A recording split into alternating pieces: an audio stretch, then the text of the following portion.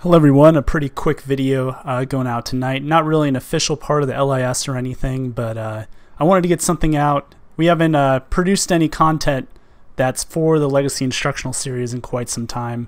And the reason why is because the game's going through a lot of changes. And we're kind of waiting for those to finalize, just so that everything in the videos and the content and all that looks like it will look like you know, for at least some time before the game changes even more. But anyway, so I put out a video a few weeks ago with a combat landing, which is a very fast landing. I guess that's the you know, kind of the simplest way to say it. But a lot of people asked how to do it, and then I said, well, I use analog strafe, and they're like, oh, I don't have that. Most people don't have analog strafe. Okay, well, I figured out a somewhat easy way to do it without analog strafe, and I thought I'd kind of make like sort of just a little tutorial on how to do that, so here it is. Alright, so combat landings, what are they good for? Well, unlike a normal landing, it's fast, right? So idea here is you're getting down, maybe you put a little bit more stress on your struts, or you know, increase the possibility of crashing and all that. The reason why you're doing that is because you want to just go faster. It's as simple as that. Reasons why, you know, maybe insert extract, trying to get someone on the ground or pick them up quickly.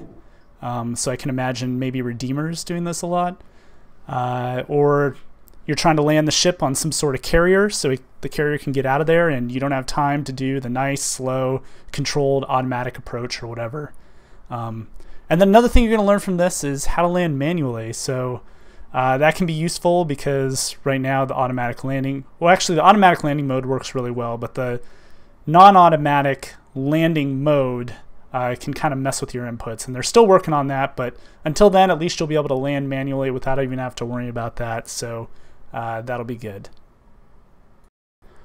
Alright, so this isn't the one I uploaded a month ago, but it's pretty much the exact same thing. I'm just going toward a pad, angled up a little bit, using forward strafe and then just a tiny bit of downward strafe, and I'm slowly decreasing my strafe as I get near the pad, so I get a nice firm landing that doesn't take much time at all. So pretty easy to do with analog strafe. You just basically decrease your strafe inputs as you get closer, and that's pretty much it for that. But if you don't have analog strafe, it becomes a little bit more complicated, and I know even with just normal slow landings people have trouble because the inputs are pretty wild. So the key is actually to use your throttle, and we're going to show you how to do that.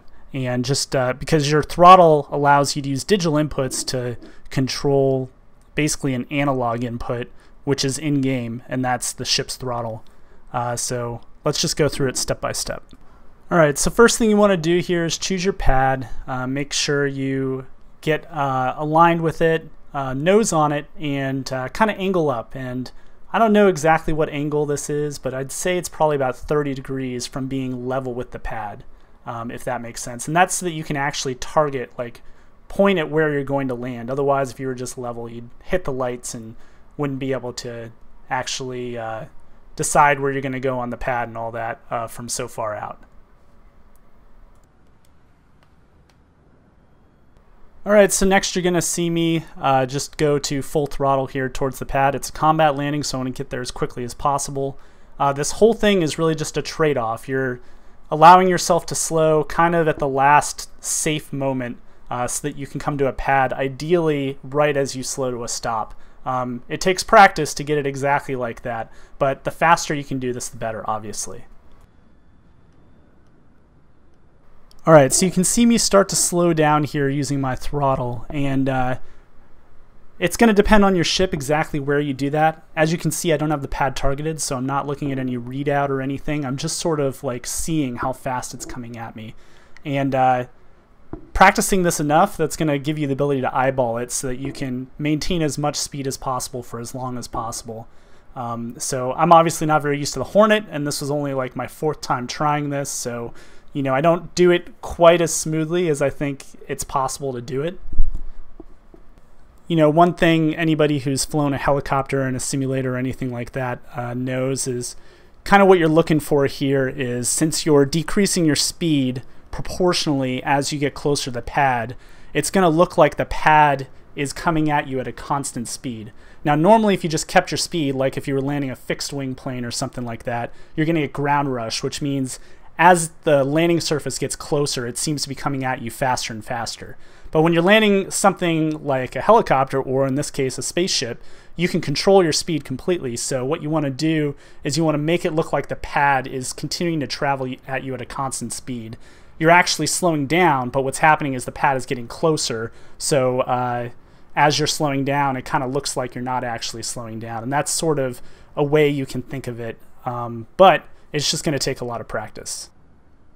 All right, so what you're going to see here is like I start to get pretty close to stopped right over the pad, which is perfect because I minimized my time on the way to the pad, right? But I'm also slowed enough that I can make a safe landing here.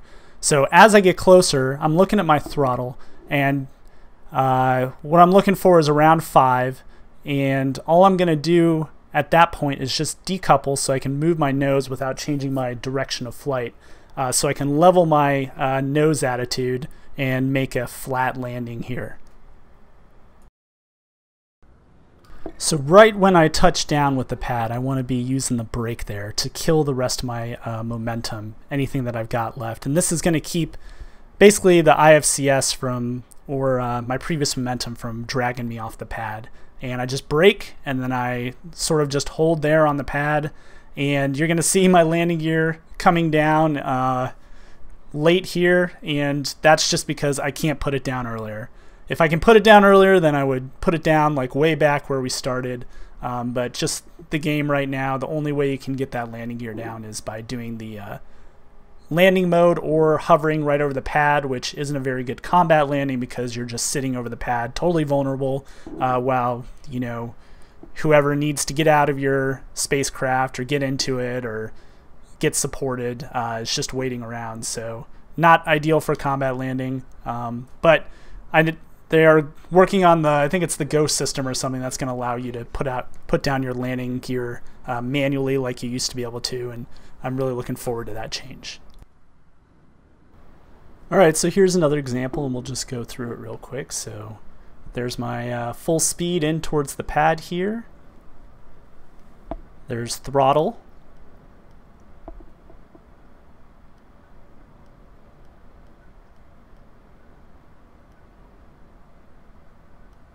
And then decouple, rotate, brake, brake, brake. And now my landing gear is finally down, which is good for landing. And then to do a takeoff, you kind of just strafe up and then go throttle full forward. So there it is. That's pretty much it. No need to use landing mode. Alright, so here I'll show you how to abort one of these landings safely. This might be necessary from time to time. I guess you could just hit the brake and then come down normally, or if the LZ was hot, all you do is just wave off, wave off, wave off. Basically point the nose up, go to full throttle, and hit your boost.